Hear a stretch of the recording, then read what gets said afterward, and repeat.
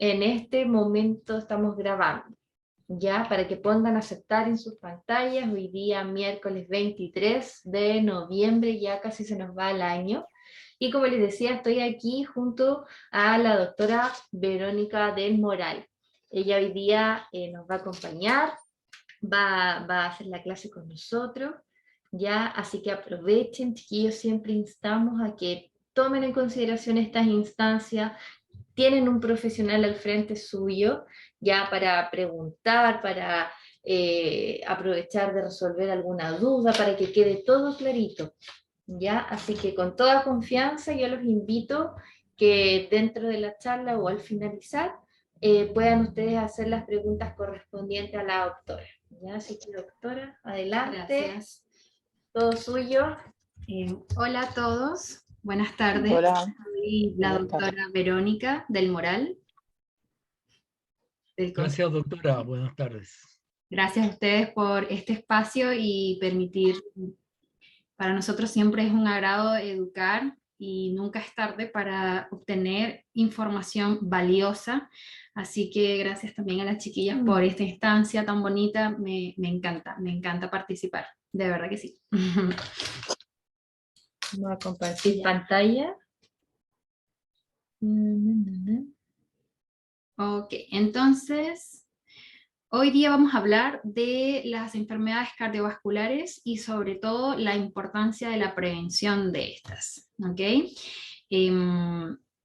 Bueno, importante saber que las enfermedades cardiovasculares son, justamente como le dicen, muy prevenibles.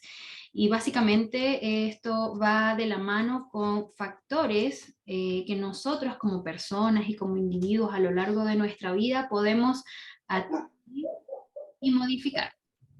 ¿Ya?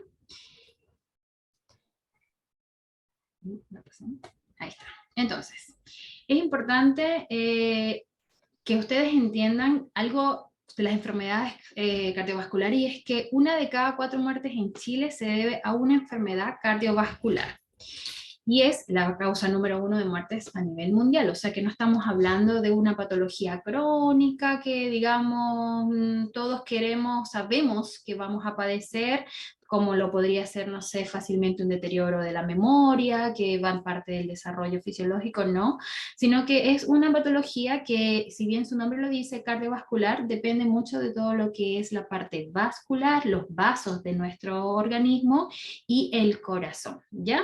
Recuerden entonces que el corazón es ese motorcito que todos tenemos que bombea sangre oxigenada, llena de todos los nutrientes, todas, digamos, las sustancias necesarias para que cada órgano haga su trabajo de manera adecuada.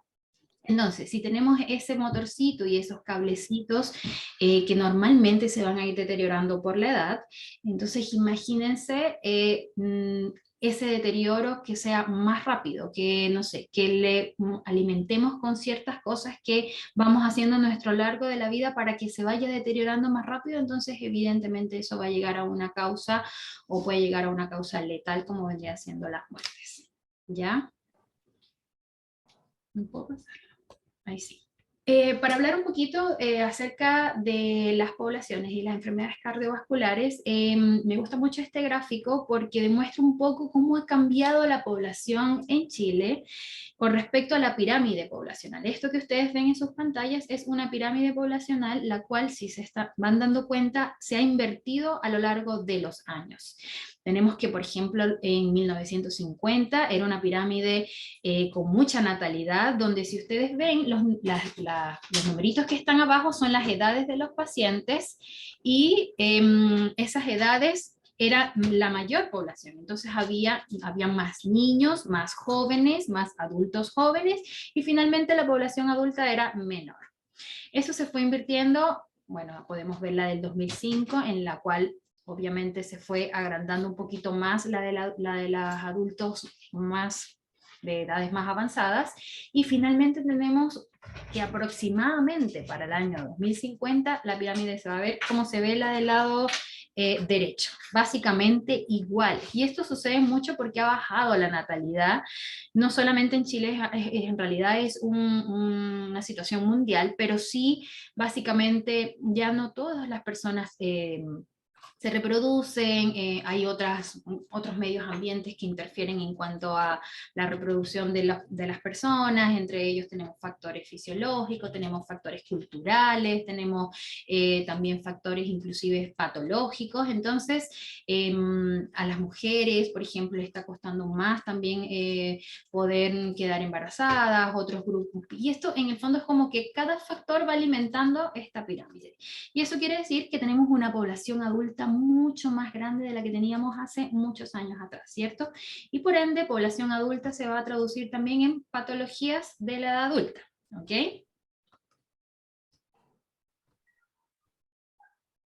Es importante hacernos esta pregunta. ¿Nuestro sistema de salud se encuentra preparado para este cambio poblacional? Es decir, ¿nuestro sistema de salud se encuentra preparado para una población tan envejecida que va a tener, digamos, tantas patologías, va a poder darle la misma atención de la misma calidad a todos? Es una pregunta que vale la pena hacerse, pero hay algo que sí podemos ya ir estableciendo y es, como les digo, la prevención. Prevenir que esta población adulta que va a estar en un tiempo más adelante no sea una población enferma, sea una población lo más sana posible para la edad.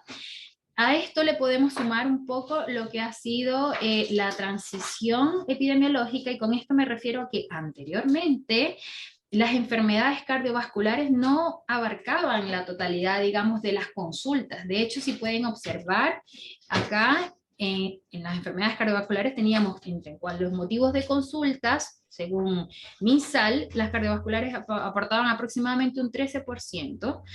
Las otras enfermedades eran lo que más había, que entre ellas tenemos múltiples enfermedades, otras crónicas, consultas respiratorias, diarreas, etc.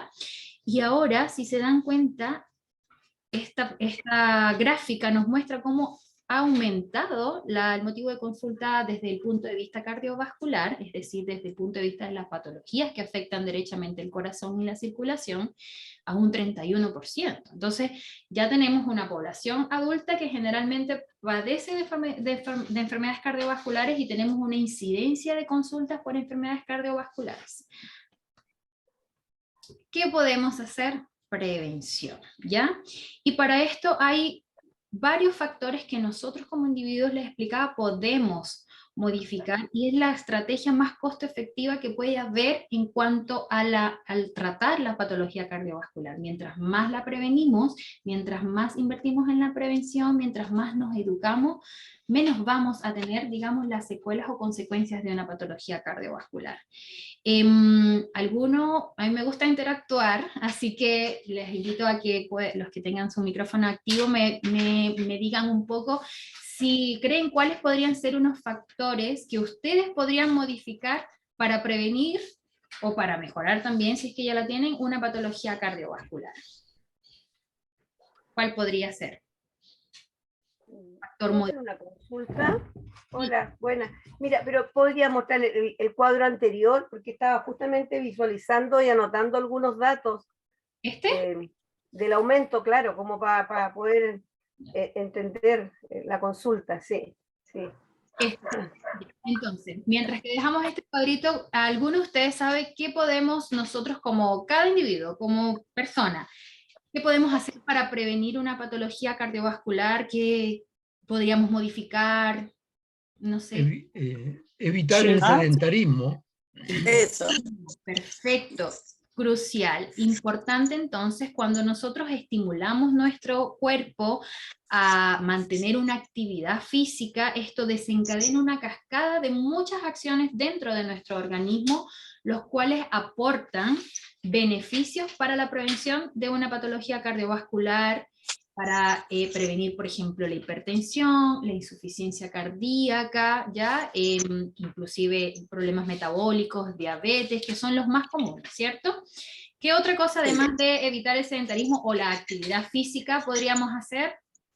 Una alimentación sana. Eso, alimentación sana. Evitar grasas. Evitar grasas, no solamente las grasas, porque azúcares. Azúcares, excelente, perfecto. Las grasas bueno, no, es como muy típico que tu doctor siempre, las grasas, pero es importante saber que hay grasas buenas y hay grasas malas. Todos necesitamos grasas porque nuestro sistema neurológico, para que se envíe esa señal adecuada que le dice al cerebro, haz esto, reacciona ante esto o no reacciona ante esto, necesita un estímulo y ese estímulo se beneficia de las grasas, pero de las grasas buenas. Por eso nosotros también tenemos una consulta que es con un nutricionista, no es porque nos guste hacer venir al paciente muchas veces al CESFAM, no, es para educarlo de que si bien las grasas trans, es decir, voy a poner un ejemplo simple, la mantequilla, por ejemplo, es una grasa trans, es una grasa que no favorece porque no se absorbe, no trae nutrientes importantes. Hay grasas buenas, como lo son, por ejemplo, las grasas de los frutos secos, ¿ya? Como lo son la palta, el salmón, el aceite de coco, son grasas que nosotros necesitamos y que además nos dan un aporte calórico importante para mantener una buena musculatura, una buena función cognitiva, ¿ya? Que también es parte del envejecimiento, ¿cierto? ¿Y algún otro factor que se les ocurra que se pudiera de repente también usar para prevenir una patología cardiovascular? No fumar. No fumar, perfecto. Voy a cambiar la diapositiva, ahora sí. Entonces, los hábitos son sumamente importantes. Bueno, está el tabaquismo, por supuesto. Dígame.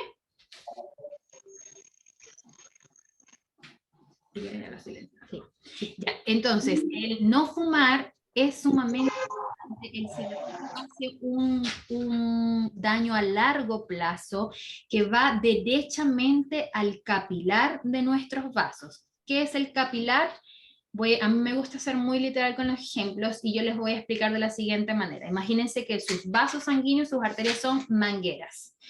Cuando nosotros tenemos una manguerita, ¿cierto? Y por mucho tiempo la exponemos al sol, esa manguerita se empieza a tostar, ya no funciona bien, se craquela toda, de repente el agua sale por un lado, por otro no, bueno, más o menos digamos que ese sería como el ejemplo para los vasos sanguíneos, y el cigarrillo produce un daño derechamente en esa pared del capilar, la cual va a ser un capilar que no va a responder bien ante una presión o una alza de presión o una baja de presión, no va a favorecer el flujo sanguíneo, va a hacer que se adhieran a esas paredes algunas placas de grasa que no deberían de pasar porque de repente son grasas inclusive buenas. Entonces todo lo que son hábitos son modificables por nosotros y es importante que desde el día 1, desde ahora, desde que una persona adulta 25 años termina el proceso de crecimiento, para que sepan. Entonces, desde los 25 años una persona se tiene que cuidar para su futuro, no cuando ya está en la tercera edad, ¿ve? Entonces aquí está un poco lo que yo les explicaba, los factores de riesgo modificables, el tabaquismo, los cuales podrían llevar a patologías como la hipertensión, la diabetes, la dislipidemia, que es el trastorno de los lípidos, la obesidad, la cual la podemos evitar evidentemente con la actividad física, evitando el sedentarismo, el ejercicio, es importante, y yo esto se lo digo mucho a mis pacientes, no es lo mismo ser sedentario que ser activo físicamente. Por ejemplo, yo puedo decir que soy una persona que no es sedentaria porque todos los días trabajo, camino en mi trabajo, busco a mi hija caminando, dentro de mi casa hay escaleras, honestamente casi no estoy sentada. Pero no soy una persona que no hago ejercicio si yo no hago una actividad que me exija esfuerzo físico, como trotar, caminar sin pausas, ¿ya? Levantar pesas, hacer ejercicios con repetición, eso es el ejercicio. Entonces no solamente no ser sedentario, eso es extremadamente bueno, pero también de vez en cuando nosotros a nuestro cuerpo debemos exigirle un poco más para que él se vaya habituando a esa actividad física. ¿Ok? Dejar de fumar, reducir las calorías de origen lipídico, obviamente las grasas trans, los azúcares son peores que las grasas, yo diría. El alcohol, y caminata mínimo de 30 minutos día. Esta caminata de 30 minutos día es importante que sea una caminata continua. Es decir, si yo caminé 30 minutos en la feria, me sirve para decir que no soy sedentaria, pero no me sirve como ejercicio. Entonces, es importante que cuando ustedes se propongan hacer esta caminata de 30 minutos día, sea una caminata continua, ¿ok? A su ritmo, sin pausa.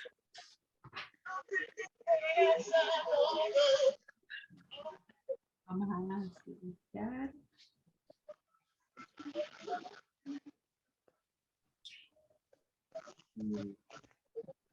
No. Ya. Entonces, ¿cómo podemos detectar ya derechamente un accidente vascular, por ejemplo, de forma precoz? Hablemos de las patologías cardiovasculares más letales, que vendrían siendo el accidente cerebrovascular y el infarto, ¿cierto? Las más temidas, las que realmente nos ajustan y nos ponen como ya pasó esto o esto puede pasar y en verdad nos alertamos. ¿Cómo podríamos detectar un infarto o un accidente vascular de forma precoz? Entonces, hablemos del infarto derechamente. Me gustaría saber, ¿quiénes de ustedes me pueden decir cómo detectarían un infarto ante una persona o ante ustedes mismos? Entonces, desactiven sus micrófonos y me comentan qué síntomas creen ustedes que podría presentar una persona que estuviese padeciendo un infarto. Dolores en el pecho. Dolor en el pecho, importante. Sí. Perfecto. ¿Qué más? Además del dolor de pecho, porque a veces a uno nos da dolores de pecho así como... Dolor El de, brazo. en el brazo izquierdo. Dolor en el brazo izquierdo, excelente. Eso, sí, Excelente, sí. sí, también. El dolor... Un cansancio inusual. Cansancio inusual. Cansancio. Inusual es una palabra que, como tú bien lo has dicho, es importante. Un cansancio inusual, te sientes extraño, sabes que no es parte de ti ese cansancio. Ya, entonces, están súper bien. Ahora les voy a mostrar un videito súper corto y divertido, además, que habla de los síntomas claves para que nosotros aprendamos a identificar cuando una persona está ante un infarto, ¿ya?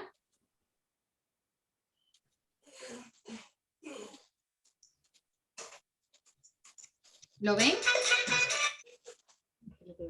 No, no. Espera. No. Ya.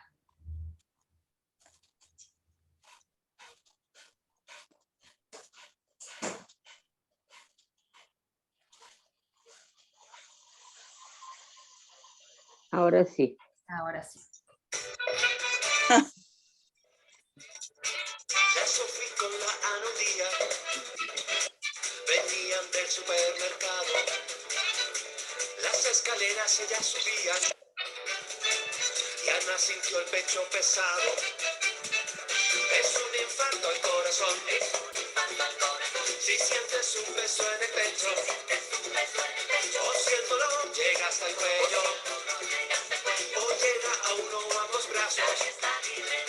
Claudio estaba regando, poniendo su jardín más bello, y un gran dolor le dio en su pecho, del corazón hasta su cuello.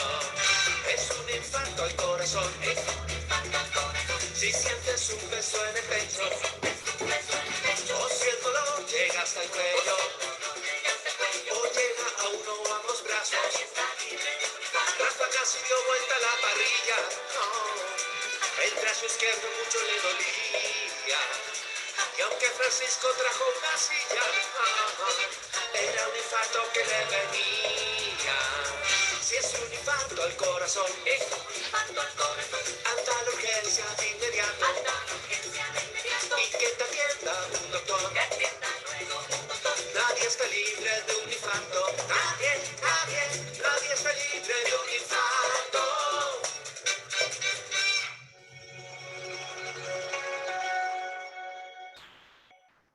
Ya.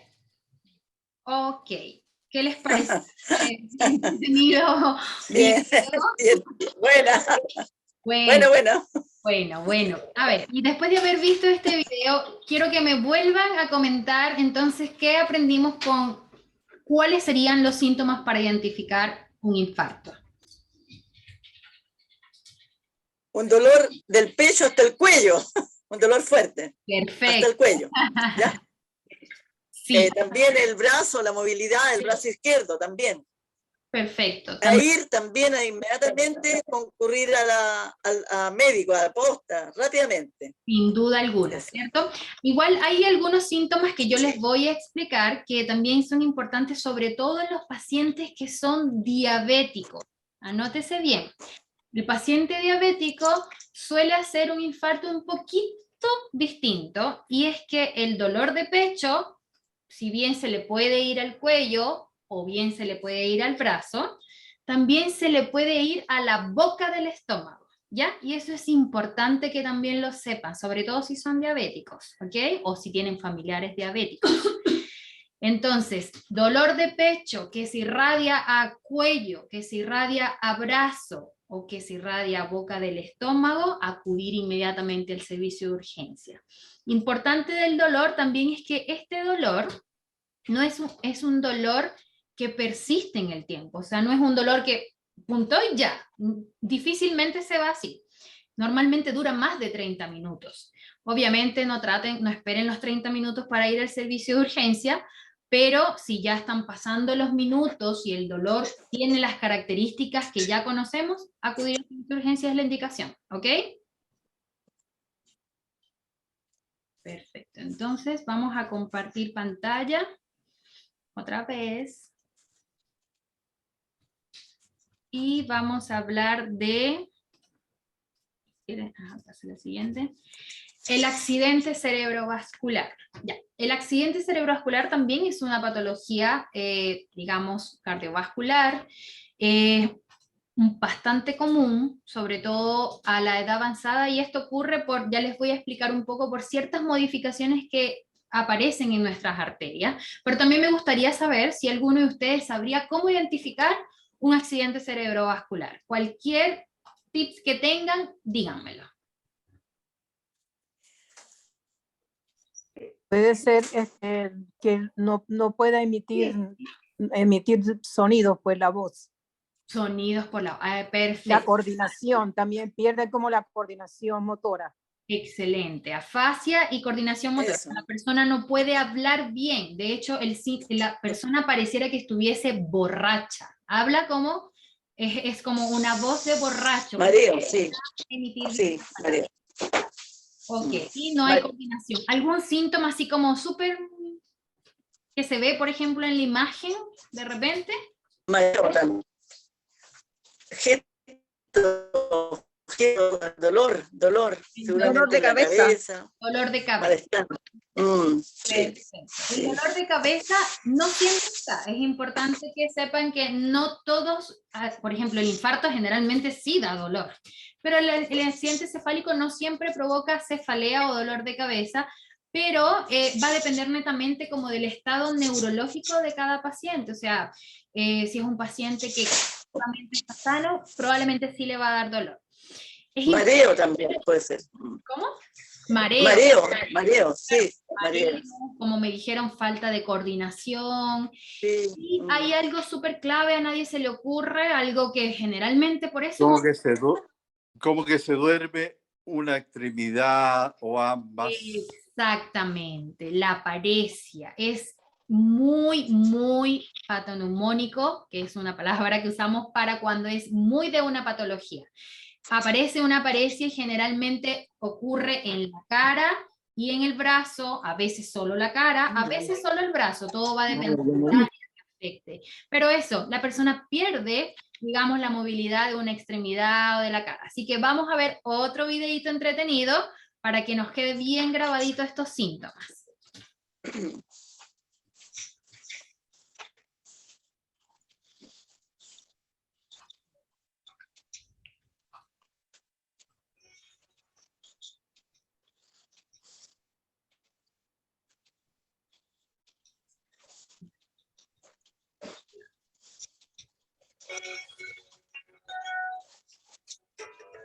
Un ataque cerebral te puede hasta matar si no lo sabes detectar.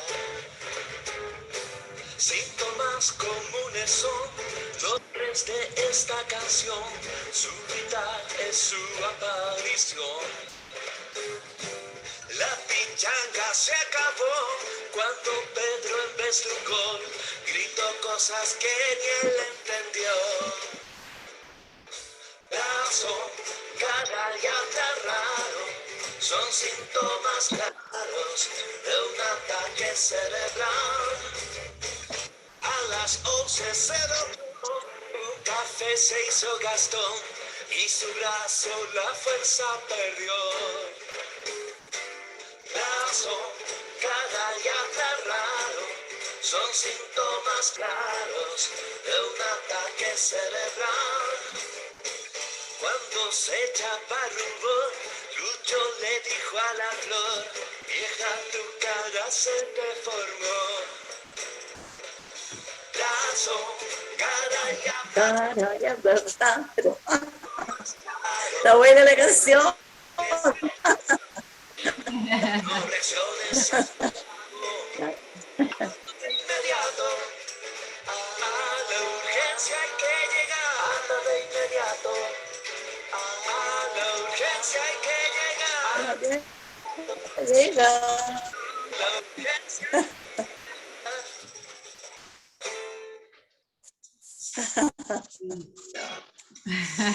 ¿Qué les pareció este videito? Buena. Entretenidísimo, me encanta, me encantaron. Hay que aprendérsela de memoria e ir cantando la postal. Ya. Bueno. Entonces, quedamos con que síntomas que podemos ver ante un accidente cerebrovascular, ya sabemos que va a ser afasia, que es la pérdida de la vocalización, no puede hablar la persona. Puede haber entonces paresia de la cara, se duerme un lado de la cara o se pierde la fuerza muscular del brazo, inclusive de la pierna, pero generalmente es el brazo. Entonces, y dolor de cabeza, mareos, desorientación, todo eso también puede ir. Pero esos son, como digamos, los más cruciales. Ante cualquiera de ellos, inmediatamente al servicio de urgencia, porque lo que ocurre en este caso es esto que ven en la imagen. Generalmente, la mayoría de los accidentes cerebrovasculares son isquémicos. ¿Qué quiere decir? Que ocurren porque en el vaso, que como lo pueden ver ahí tiene un corte transversal, hay un estrechamiento del vasito, donde, producto de esa grasita rica que nos estamos comiendo con el quequito diario, con la galletita por aquí, la mantequillita por allá, la papita frita por este lado, entonces se va acumulando esa grasita y va estrechando el vaso, y luego nuestros glóbulos rojos se empiezan a acumular y hacen un pequeño trombo, ¿ya? ¿Qué es lo que hacemos nosotros los doctores cuando nos llega un paciente? Nosotros diluimos este trombo, ¿ya? Para que se retome el flujo sanguíneo. Mientras más rápido disolvemos el trombo y más rápido se vuelve a instaurar el flujo sanguíneo, el daño o la secuela es cada vez menor. Mientras más tiempo pasa, entonces las secuelas neurológicas son cada vez mayores. Pero igual también hay que, después de destrombosar, ¿cierto?, trabajar en esta área de la grasita, trabajar en esto, porque este vasito quedó estrechado para siempre. Entonces esto puede volver a ocurrir. Y por eso son tan reiterativos los accidentes vasculares, porque si bien el paciente se trató el trombo, que fue la razón por la cual dejó de fluir la sangre, no se trató el resto. Entonces todo lo que estábamos mencionando en esta charla, la actividad física, el cambio de hábitos, ser constantes en sus controles, ser adherentes a su tratamiento farmacológico, todo va a aportar para que esto no vuelva a ocurrir. ¿Ok? Entonces el tiempo es crucial. Siempre deben acudir al servicio de urgencia, mientras más pronto mejor, que se llama ventana de, nosotros lo llamamos así, ventana de ataque. Entonces en ese momento, mientras ustedes nos den la información, esto pasó a tal hora y es tal hora y usted está en la urgencia, nosotros vamos a saber en qué momento y qué podemos hacer y qué podemos actuar. Eso. Súper bien hoy. Te pasaste. ¿Cómo quedaron, chiquillos? ¿Clara la información? Muy bien informadas. Bueno, perfecto. Cuéntenme si tienen alguna duda, si tienen alguna anécdota, les gustaría consultar algo. Yo aquí feliz de ayudar. Yo tengo una duda con un medicamento. ¿Tiene una duda con un medicamento? ¿Quién habla? ¿Cómo se llama usted? La atorvastatina es un Ya. anticoagulante. ¿Qué lo quiere? La atorvastatina, don Manuel. Está cuestionado. La atorvastatina es un antiagregante plaquetario. ¿Qué quiere decir antiagregante plaquetario? Lo que hace la atorvastatina es que la grasa, específicamente el colesterol, que se mantiene en nuestro torrente sanguíneo, evita que se adhiera a esta pared que yo les explicaba de esta manguerita que vendría siendo el vaso, ¿ya? Es decir, evita que se forme esa capa de grasa que vamos a llamarla sarro. Es como un sarro que se va acumulando, igual que un sarro se va acumulando en la arteria y cada vez se va haciendo más grueso, más grueso, más grueso y va achicando y achicando la parte por donde pasa la sangre al punto tal que podría llegar a ocluir, es decir, es tanta que llega a ocluir, o incluso podría desprenderse una placa de ese sarro que va a viajar por todo el torrente sanguíneo hasta que llegue a un capilar tan chico que no pase. Y ahí obstruye. Entonces, por eso la atorvastatina es un medicamento que si bien a veces los pacientes dicen, pero es que mi colesterol está bien, sí, pero si tienes factores predisponentes para padecer de un accidente cerebrovascular o ya padeciste de un accidente cerebrovascular, es un medicamento que nosotros dejamos porque evita la aparición de nuevos eventos como ese. ¿Ya? Una consulta, ¿hay algún porcentaje de herencia? Chiquillos, espérenme. Tengo a don Manuel primero y la señora Yoconda viene después. Don Manuel, bueno, no se le entendió ahí el... Sí, disculpa. El audio. Es que pensé que había terminado él. Sí, no se preocupe. Ya, mira, tengo dos consultas. Una es que está muy cuestionada la atorvastatina, que tiene unas cantidades de secuelas colaterales serias. Y lo otro, si uno, claro, lo acaba de explicar más o menos, o sea, bien, pero si yo tengo 160, en mi caso, de colesterol, la suspendo y me alimento de forma sana.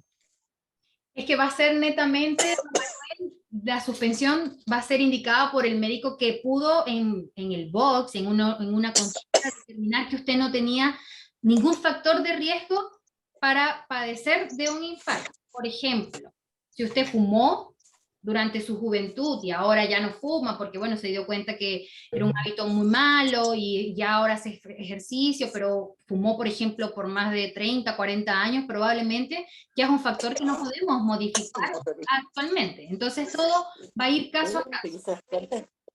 No quiero ni mirar. Pero hay una cosa que yo creo que es basura, por ejemplo. Después... Ya. Con respecto a la otra pregunta que me hacía con el tema de la controversia, mire, les voy a decir algo como de los medicamentos. La medicina día a día avanza. Nosotros ahora no tomamos algunos medicamentos que ya ni siquiera salen en el mercado y es porque evidentemente se van haciendo estudios en el tiempo para poder ver los beneficios y los no tan beneficios de cada medicamento y cada día van saliendo mejores, ¿ok? Pero vamos a poner una balanza y siempre le digo a los pacientes lo siguiente. Y me gusta poner este ejemplo. Si yo tengo un hongo en mi uña, ¿cierto? Horrible, feo, no me gusta ver esa uña fea. Pero tengo también un daño hepático y el medicamento que combate el hongo de la uña daña la función hepática. ¿Yo qué voy a priorizar? ¿Mi uña o mi hígado? Entonces, ahí vale la pena preguntarse. Evidentemente mi hígado, porque el hígado es vital, la uña no, ¿cierto? Entonces, más o menos, cuando nosotros tenemos un medicamento que si bien a largo plazo podría o no en algunos individuos producir algunas secuelas, pero mi riesgo es menor que mi beneficio, probablemente yo se lo voy a dejar al paciente. ¿Ya? Se llama riesgo-beneficio o costo-beneficio. Si el beneficio va a ser mayor, es decir, si usted tomando atorvastatina por, voy a poner un ejemplo, 20 años, probablemente va a tener alguna secuela, pero por lo menos yo voy a hacer que viva 20 años, entonces yo le voy a dar atorvastatina, ¿ve? Todo va a depender, y les digo, queridos, de cada paciente. Por eso la consulta preguntamos tantas cosas, antecedentes familiares, qué pasó aquí, cuándo fue esto, qué hace, qué come, cómo es un día a día. Todo va individualizado de cada paciente. Entonces no te podría decir yo, suspéndela si tienes 160 de colesterol. No, tendría que verte en consulta, conversar un rato, investigar un poco más allá y ahí ver si es necesario suspenderla, y además después controlar para ver si después de esa suspensión no subió el colesterol, no disminuyó algún otro factor, etc. ¿Ya? Gioconda, creo que también iba a preguntar algo. Sí, quería saber si esta enfermedad cardiovascular hay un porcentaje hereditario, ya sea por el lado del padre o de la madre. ¿Del accidente cerebrovascular, dices tú? Cardiovascular, corazón. Cardiovascular completo. Sí, sí existe. Bueno, no es hereditario la palabra, pero es un factor predisponente. Cuando nosotros tuvimos de nuestra primera línea, es decir, padres y abuelos que padecieron de patologías cardiovasculares, nosotros ya tenemos lamentablemente un check para padecer de una. ¿Por qué? Bueno, porque genéticamente se empieza a codificar así al momento de concebir. Podríamos tener algunas alteraciones a nivel capilares que no tendríamos ni idea de cómo saber que las tenemos hasta que ocurre el evento, porque nadie se hace un estudio de cada vena y cada arteria del cuerpo, ¿cierto?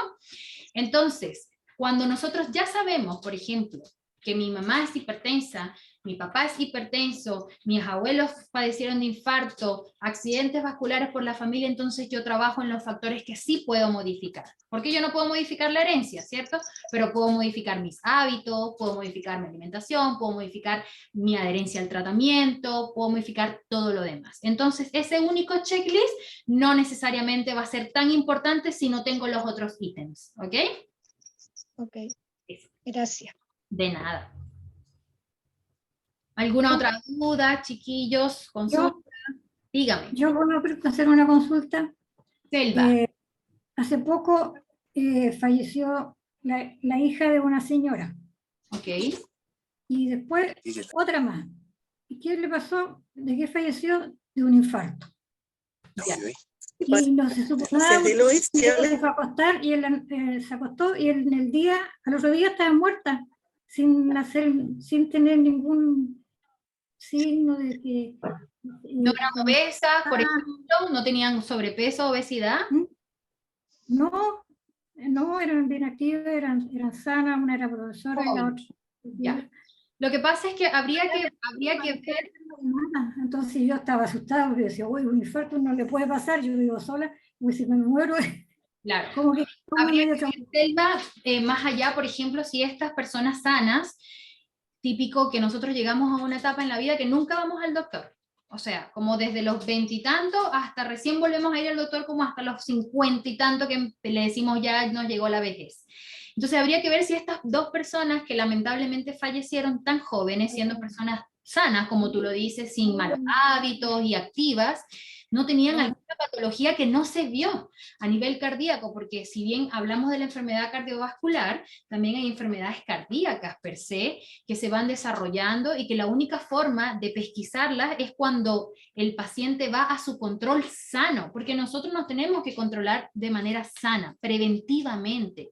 Todos los años tenemos que hacernos nuestros exámenes, hacernos un electrocardiograma, ver cómo está esa función cardíaca. Solo porque vivimos tenemos que hacerlo. Y en esas instancias, las cuales para eso está el CESFAM, es la que nosotros logramos pesquisar como, uy, qué raro le salió este electro a esta señora que es joven, sana, activa. ¿Por qué le salió así el electro? Entonces mejor vamos a pedirle una eco, o mejor vamos a pedirle un angio, o quizás vamos a mandarle a un cardiólogo y podemos prevenir estos eventos.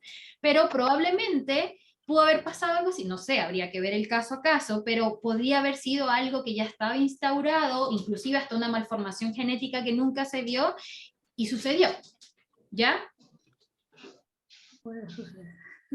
Así que por eso también es importante que si ustedes tienen nietos, a sus hijos, por ejemplo, que seguro le dicen, no, mamá, estoy súper full, no, yo no tengo tiempo, no, que les den el tiempo de verse ahora.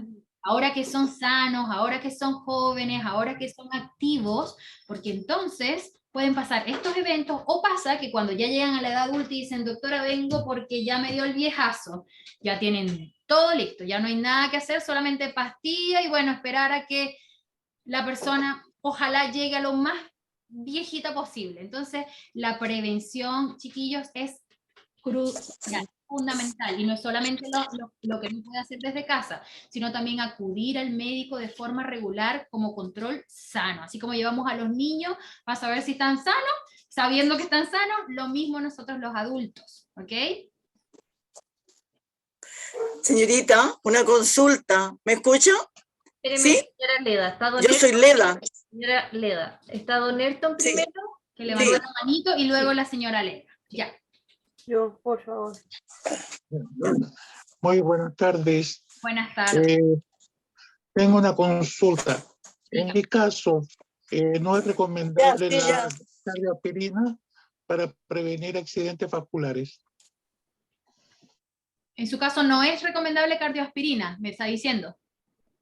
¿En qué casos no es recomendable? Ah, bueno, es que, mire, antiguamente, no, bueno, ustedes ven, yo soy una doctora joven, pero anteriormente se entendía que dando cardioaspirina se podían prevenir muchos accidentes vasculares, ¿cierto?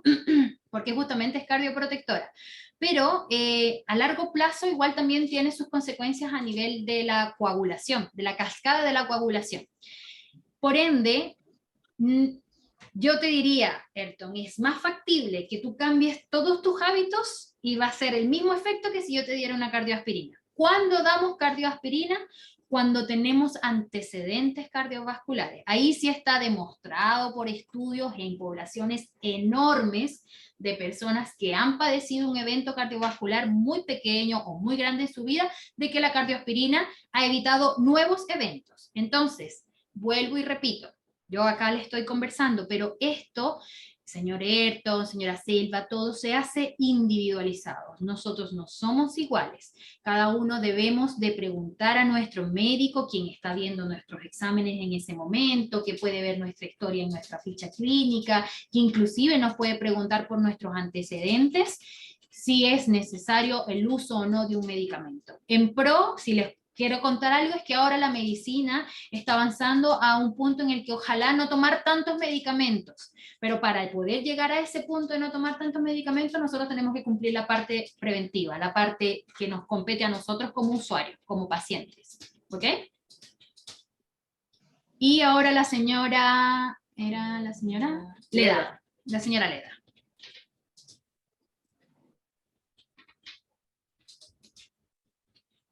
Señora Leda, ¿está por ahí?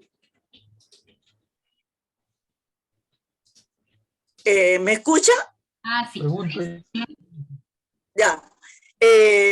La persona que tenemos varices y que hemos sido operadas en alguna ocasión de varices, ¿tenemos predisposición para esos accidentes cardiovasculares? ¿O no? Esa es la pregunta. En realidad sí, le voy a explicar. Lo que pasa es que es distinto. Las varices estamos hablando de las venas, no de los vasos o de las arterias en el cuerpo, ¿cierto? Entonces, pero sí, consecuentemente, si nosotros sufrimos de una insuficiencia venosa, que va a afectar todo el sistema venoso, eventualmente mientras más avance esa insuficiencia venosa, en algún momento va a empezar a ser una insuficiencia también vascular a nivel arterial, ¿ok? Es como la secuela. Por eso es importante trabajar la insuficiencia venosa precoz. Y son medidas súper básicas, y aprovecho como por ejemplo darle algunos tips, porque en realidad todos sufrimos de insuficiencia venosa. Yo, por ejemplo, tengo 31 años y tengo varices, ¿ya? Y es porque mantengo mucho tiempo de pie, no uso el calzado adecuado, no uso medias compresivas, pero ¿qué me ayuda? El hecho de que soy una persona activa, no fumo, me alimento de forma adecuada, intento mantener una posición adecuada cuando estoy mucho tiempo sentada, por ejemplo, en un escritorio, llevar el pie 45 grados, todos son pequeños tips. Uno los va adaptando a su día a día, porque igual uno tiene que hacer su vida, ¿cierto? Igual uno tiene que hacer las cosas que tiene que hacer el día a día, pero en el fondo es irse adaptando qué puedo tomar y qué no, qué me sirve y qué no.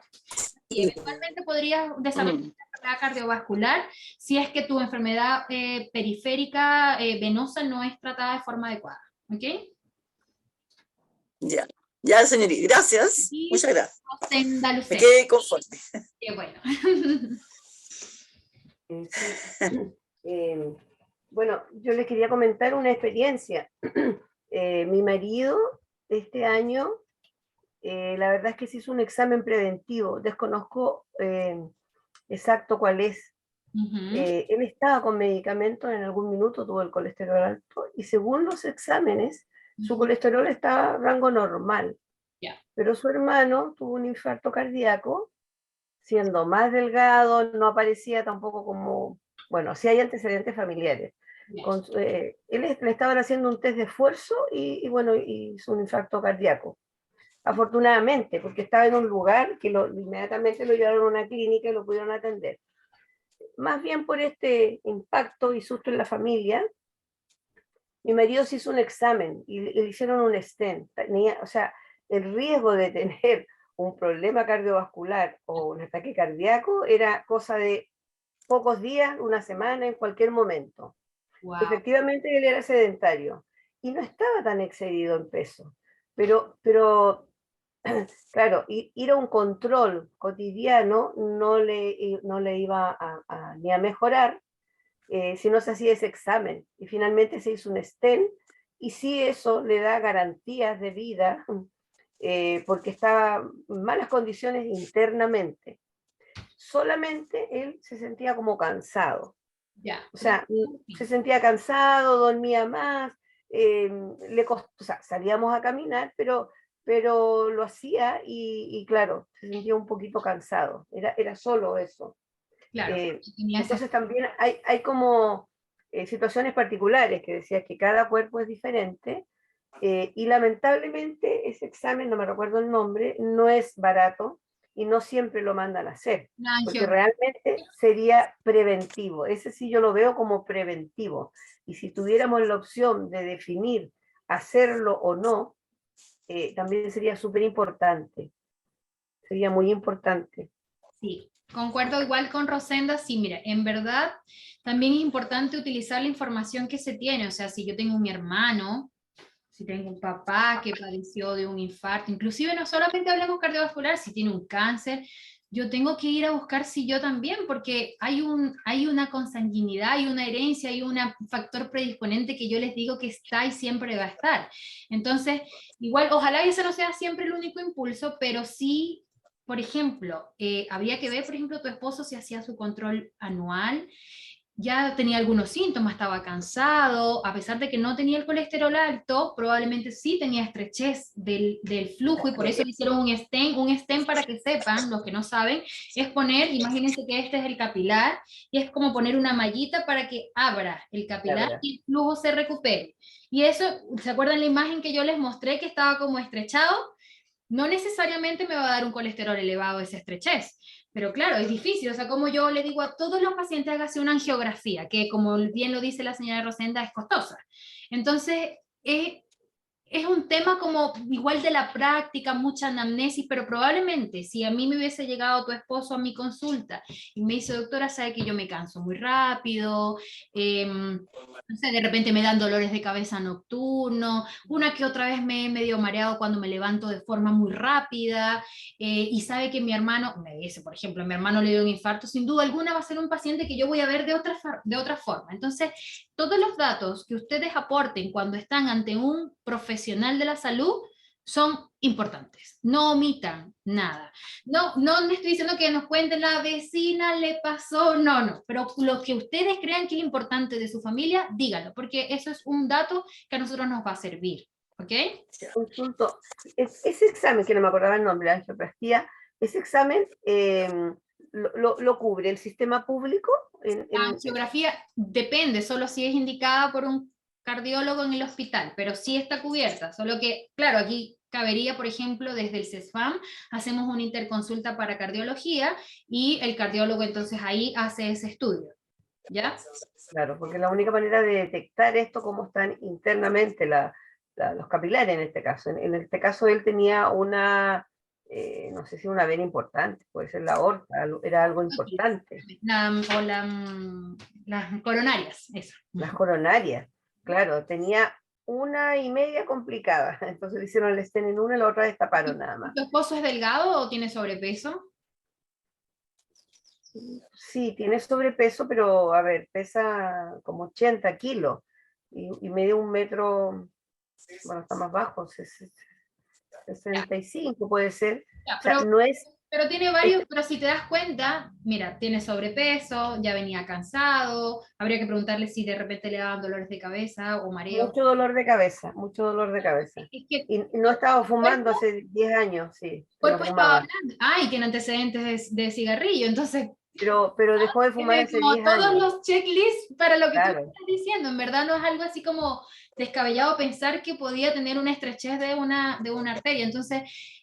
¿Para qué es esta charla? Para que ustedes hagan... No, disculpa, lo que pasa que, sí, disculpa, lo que pasa que él, claro, en este momento todavía está trabajando y está en ISAPRE, pero, ¿qué pasa? Que iba a sus controles como normales de GES, ¿y cuáles son los controles? El de sangre, y le van dando los medicamentos nada más. Ahora, él específicamente, además, es alérgico, él no puede tomar aspirinas. Entonces nunca toma aspirina, o sea, máximo una cantidad de paracetamol para el dolor de cabeza. Yeah. Entonces, lo comento porque, claro, llevas tus exámenes, te dan los medicamentos y estás en un rango medianamente normal, o que son aceptables, ¿cierto?, para su condición.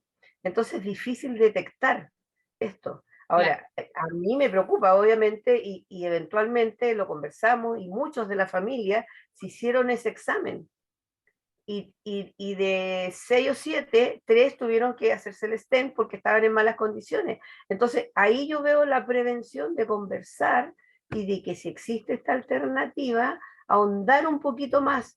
Claro. Yo también tengo una afección, pero que es mínima, con el GES, pero es tan liviano el sistema que solamente llevas el examen y te extienden el medicamento. Y puedes estar años así. Por eso es importante que ustedes, cuando vayan a una consulta, no sea solo sentarse a esperar que le den los medicamentos que le van a dar, hablen. Y ahora que ustedes tienen esta información valiosa, pueden hacer en retrospectiva tanto para ustedes como para sus familiares. Oye, yo creo que, no sé, voy a poner un ejemplo.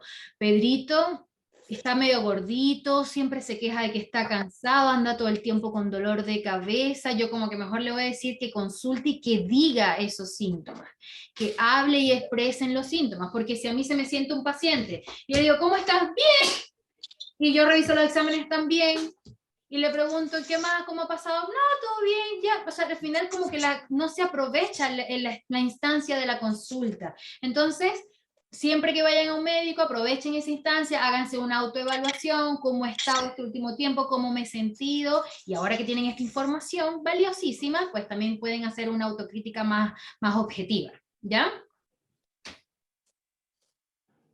Eso. Súper. Chiquillo, se pasó, yo creo que se merece un aplauso virtual. ¡Bravo! ¡Bravo! Qué bueno. Yo creo que le sacamos el jugo realmente a la doctora. Feliz de ayudarlos a todos, de verdad que sí. Muchas gracias por esta información, de verdad que esto es muy valiosa, como ella dice. Chiquillos, se nos pasó la hora volando, ya son casi las 1 de la tarde, ya, así que vamos a cerrar esta sesión. Recuerden que la van a poder ver por YouTube. El día viernes nosotros subimos los videos para que puedan aprovechar de revisarla, si les quedó algo pendiente el poder anotar, o por supuesto si tienen alguna duda quedó pendiente o en el tintero, nos avisan a nosotros hablamos con la doctora y les resolvemos ahí la duda que haya quedado. ¿Ya? Gracias, Lesa. Les mandamos un beso, gracias doctora. De nada. Cariño, Alexa. Que les haya gustado. Muchas gracias. Que estén bien. Gracias. Gracias, nos muy encantó productiva la charla. Muy bueno el curso. Se gracias. pasaron. Muy bueno. Nos encantó por aquí. Gracias. Ahí la señora No. Don Manuel. Bye. No. Au revoir. Chao, chicas. Don Manuel, o sea, su pregunta, Chao. te dicen que es similar, pero no es lo mismo. para que tenga ahí ojo con la pregunta. La rosuvastatina es, vamos a abrir comillas, mejor, pero habría que explicarle cómo actúa la rosuvastatina versus la atorvastatina para que usted pueda entender mejor, así que sería una buena pregunta para hacerla en box, por ejemplo, a su doctor, para ver si usted puede hacer, por ejemplo, el cambio del tratamiento. Eso también podría ser una opción, ¿ya? Súper. Gracias, muchas gracias. De nada, hasta Ahora sí, luego. un besito. Chao, chao. Chao.